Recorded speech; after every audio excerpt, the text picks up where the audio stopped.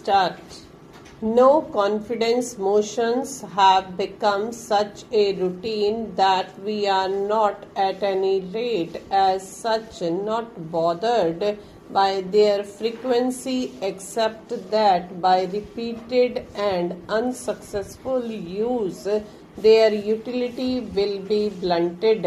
Though we have been in full power, we have brought this country to a stage where in many states there are government of non-Congress nature either headed by single parties or by coalitions.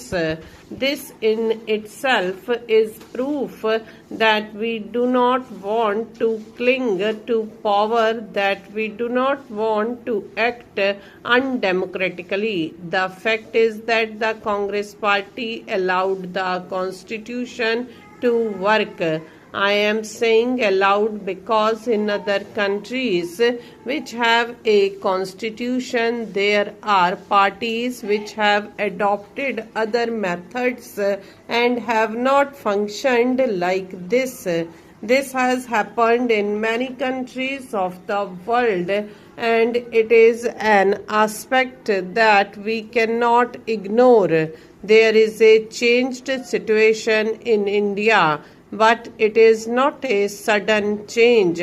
We seem to think that because there was an election, a sudden change has come about. This change has been a gradual one. It has been coming about little by little, not only in every election but also between elections.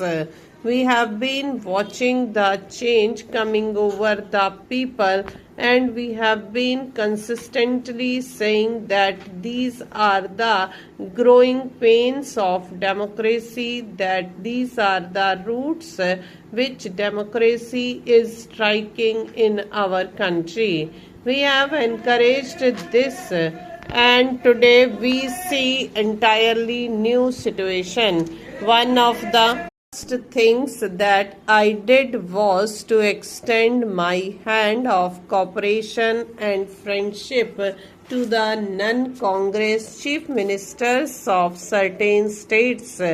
I am very happy to say that they responded in a like manner, and they have assured me that we can work together.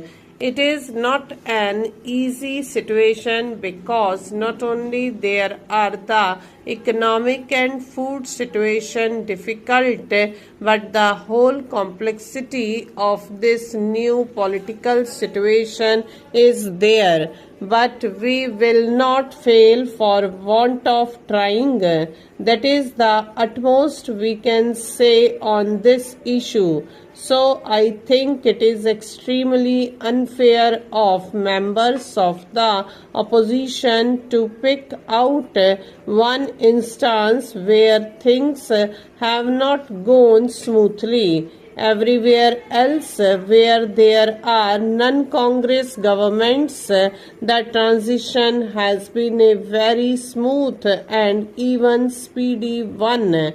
I wish it had been so in Rajasthan and in other states also. This is something which we can do only with the full cooperation of the states.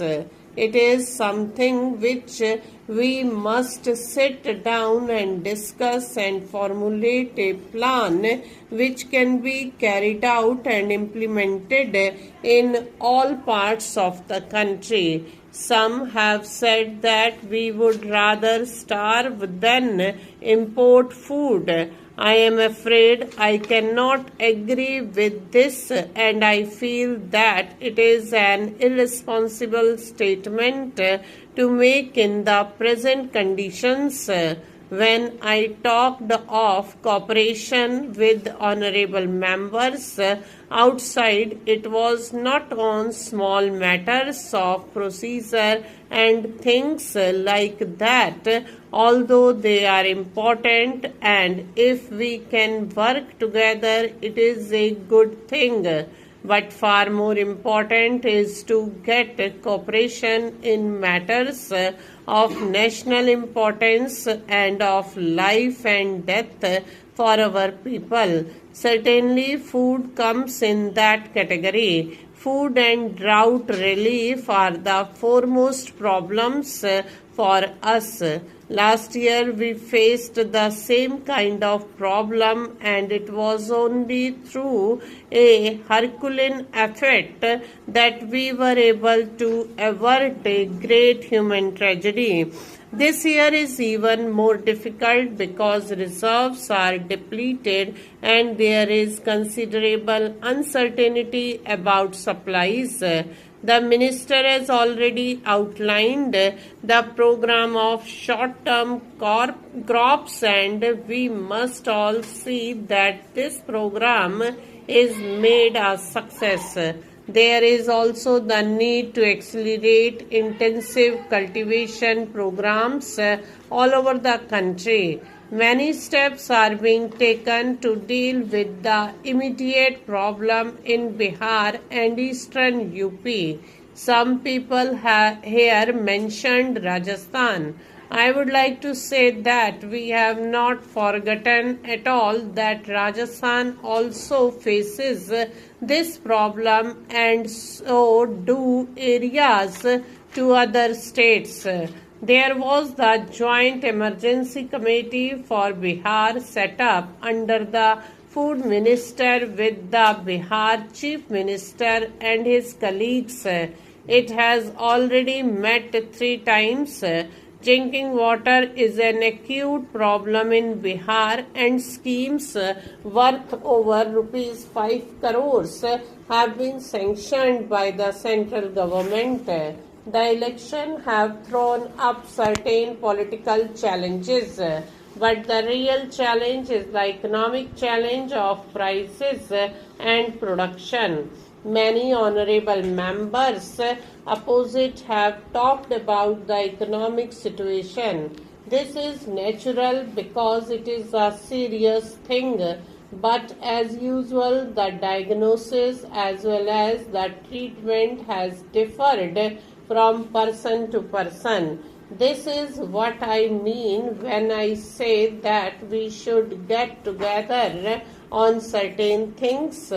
Let us have some kind of a minimum program on which we can agree at least on 1 or 2 national issues. Higher production and budgetary discipline can give some respite from high price. Streamlining the administration and procedures is the first need. Stop.